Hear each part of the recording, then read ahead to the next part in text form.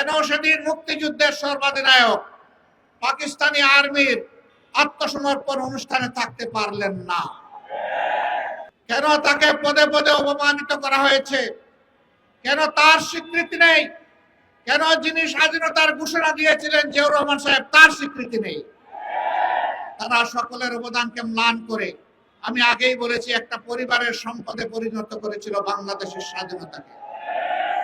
মুক্তিযুদ্ধের চেতনার নামে তারা জাতিকে শোষণ করেছে, ধোঁকা দিয়েছে, জাতির উপর জুলুম করেছে, জাতির অধিকার কেড়ে নিয়েছে, জাতিকে দাসে পরিণত করেছে।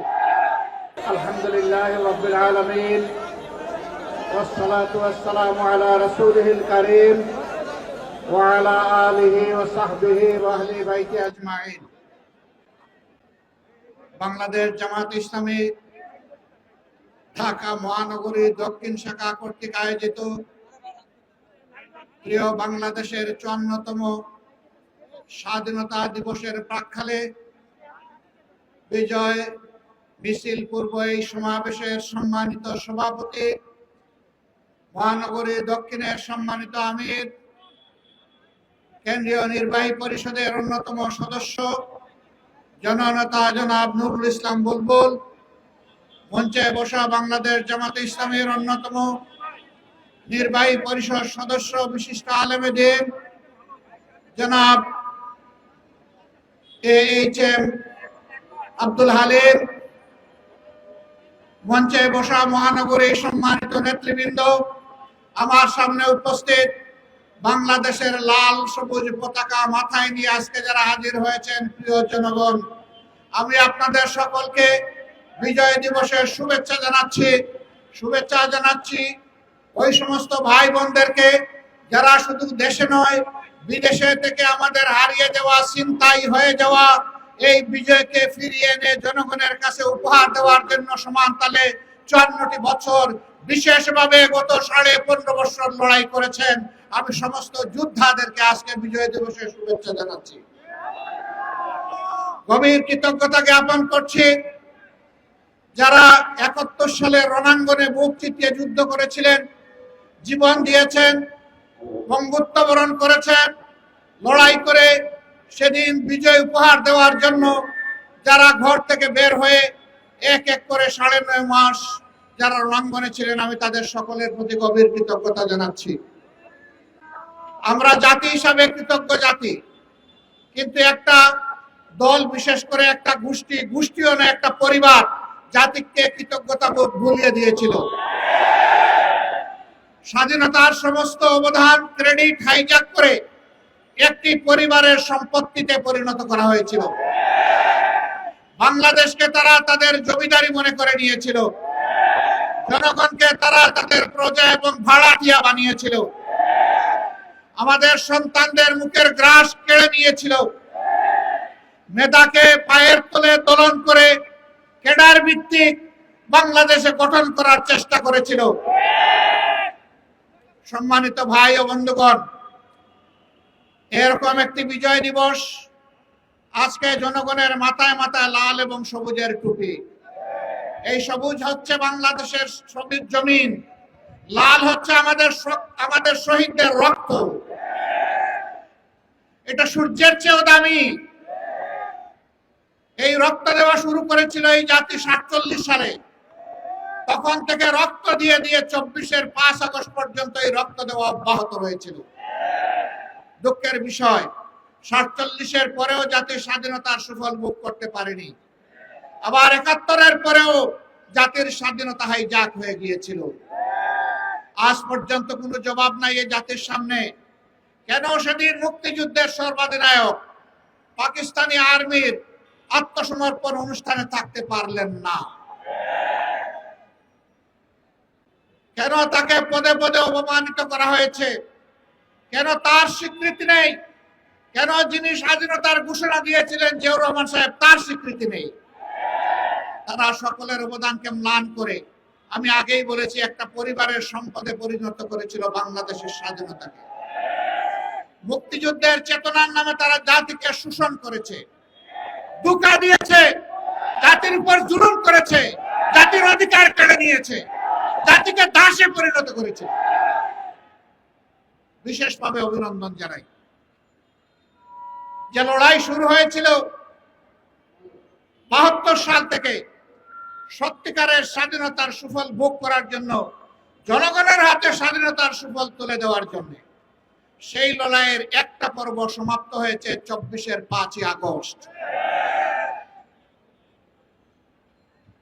এই ২৪-এর লড়াইয়েও জনগণকে নিজ দেশের স্বৈর শাসকের হাতে জীবন দিতে হয়েছে। তারা জনগণের জীবনকে পাত্তাই দেয়নি। গুলি করেছে মাটি থেকে, গুলি করেছে আকাশ থেকে, গুলি করে জনগণের বুক ঝাঁঝরা করে দিয়েছে। এই লড়াইয়ের প্রতীক হচ্ছে শহীদ আবু সাইদ। হাতের মধ্যে কোনো আগ্নেয়াস্ত্র ছিল না, বোমা ছিল না, ককটেল ছিল না, খালি হাতে আরেক হাতে রাবারের একটা স্টিক নিয়ে এসে দাঁড়িয়েছিল। সে বলেছিল, বুকের ভিতরে তুমুল ঝড়, বুক পেতেছি, গুলি কর। সেই জ্বরটা কি ছিল? সেই জ্বর কি একা তার ছিল? নিশ্চয়ই না। বাংলাদেশের অধিকার কেড়ে নিয়ে, জনগণের অধিকার কেড়ে নিয়ে জনগণকে যে দাসে পরিণত করাইছিল, সেই ঝড় তার বুকের মধ্যে ছিল।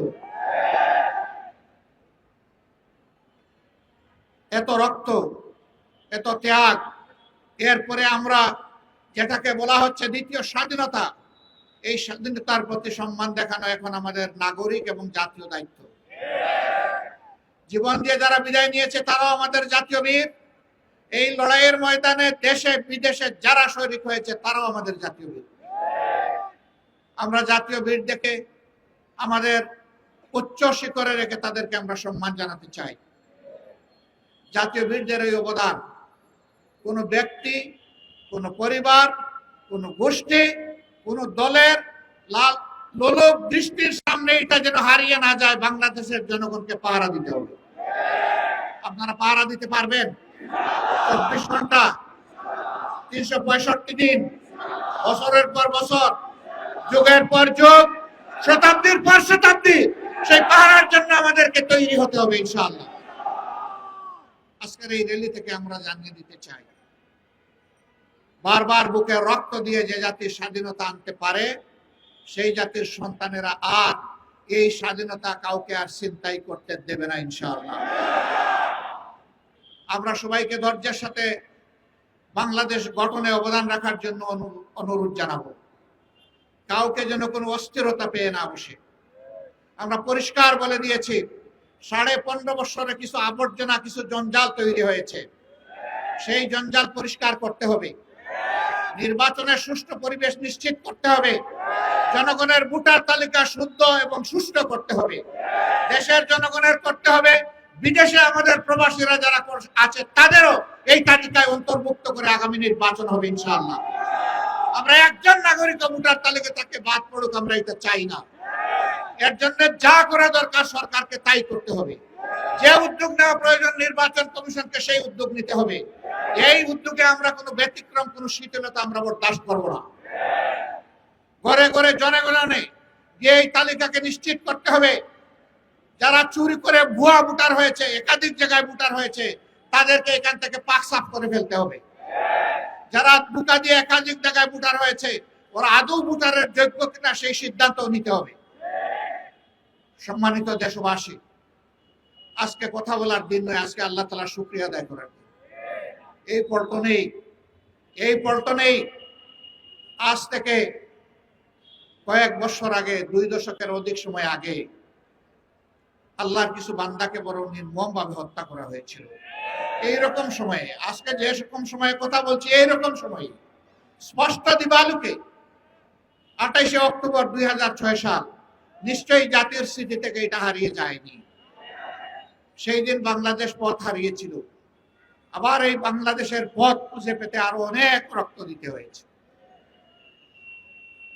কি অপরাধ ছিল আমাদের সেই বন্ধুদের, ভাইদের? তাদের কোনো অপরাধের কথা আজ পর্যন্ত কেউ বলতে পারলো না। নিরপরাধ এই মানুষগুলোকে পিটিয়ে শুধু হত্যাই করা হলো না, তাদের নিতর দহর উপর উঠে তারা লাফালাফি, নাচানাচি করেছিল। এরা কি মানুষ না পশু? না, এরা পশু নয়। আল্লাহ তাআলার ভাষায় এরা পশুর চাইতে নিকৃষ্ট। কালানাম বালহুম আদাল্লু। আল্লাহ প্রথমে বলছেন বিবেক দিয়েছি, বিবেক অনুযায়ী কাজ করে নাই। আল্লাহ বলছেন এরা পশু। আবার আল্লাহ বলতেছেন আমি পশুকে বিবেক দেই নাই, এদেরকে বিবেক দিয়েছিলাম, এরা পশুর মতো কাজ করেছে, অতএব এরা পশু নয়, তার চাইতেও নিকৃষ্ট।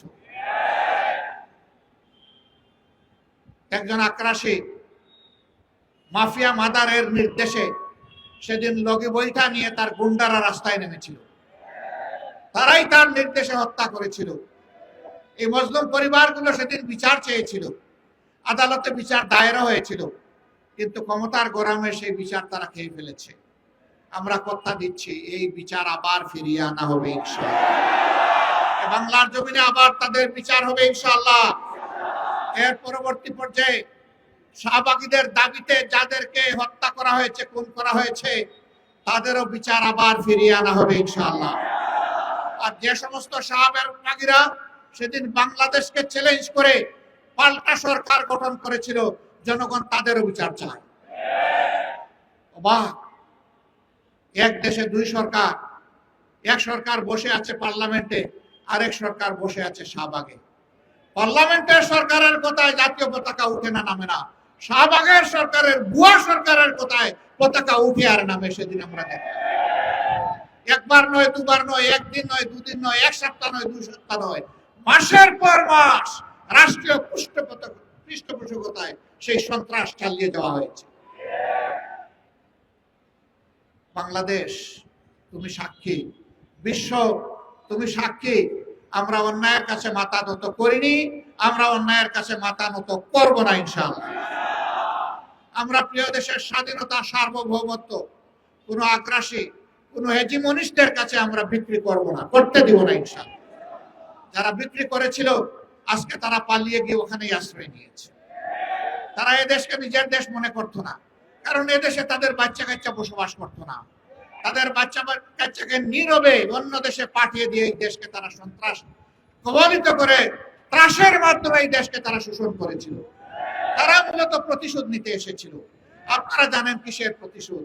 আমি জিজ্ঞেস করি, সেদিন আপনার পিতাকে কারা হত্যা করেছিল? যারা 71-এর রণাঙ্গনে বুক চিতিয়ে যুদ্ধ করেছিল, তাদের হাতে আপনার পিতাকে নিহত হতে হতো। আপনারাই জবাব খুঁজেন, এর জন্য দায়ী কারা? কারা সেদিন ব্যাগ লুটেরা ছিল?